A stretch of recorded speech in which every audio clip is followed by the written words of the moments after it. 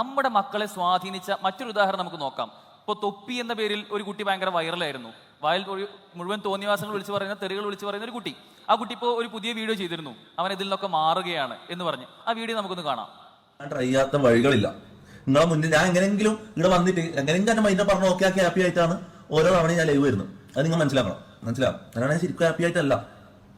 ഞാൻ ഓരോ തവണയും എങ്ങനെയല്ലോ എന്റെ മൈൻഡിൽ ഇതാക്കിയിട്ട് ഇങ്ങനെ ഒരു മറവ് പിടിച്ചിട്ടാണ് ഞാൻ വരുന്നത്. എനിക്ക് അങ്ങനെ ജീവിക്കാൻ കഴിയുന്നില്ല.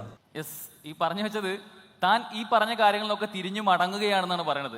താൻ ചെയ്തിരുന്ന കാര്യങ്ങളൊക്കെ ആരെല്ലാമോ കാണിക്കാൻ വേണ്ടി, സ്വന്തമായി സന്തോഷമുണ്ട് എന്നിങ്ങനെ വരുത്തി തീർക്കാൻ വേണ്ടി അഭിനയിക്കുകയായിരുന്നു എന്നാണ് ഈ പറഞ്ഞതിന്റെ മറ്റൊരു വശം.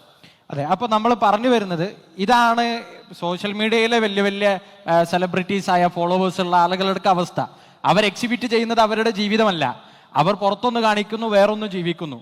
എന്നിട്ട് ഇത് കണ്ട് അനുകരിക്കുന്ന നമ്മളും അതുപോലെ തന്നെ നമുക്കുള്ള സന്തോഷം നമ്മൾ ചോദിക്കുകയാണ് ഈ കുട്ടികളോടൊക്കെ എന്തിനാണ് ഈ ആഘോഷം, എന്തിനാണ് ഇത്രയും പരിപാടികൾ എന്ന് ചോദിച്ചാൽ മറുപടി എന്താ? ഇതൊക്കെയല്ലേ സന്തോഷം. സന്തോഷമല്ല, സത്യത്തിൽ നമ്മൾ നമ്മളെ തന്നെ വഞ്ചിക്കുകയാണ്, നമ്മൾ നമ്മളെ തന്നെ പറ്റിക്കുകയാണ്. നമ്മൾക്കില്ലാത്ത പണം എടുത്ത് നമ്മൾ കാണിക്കുന്നത് നമ്മുടെ സന്തോഷമല്ല.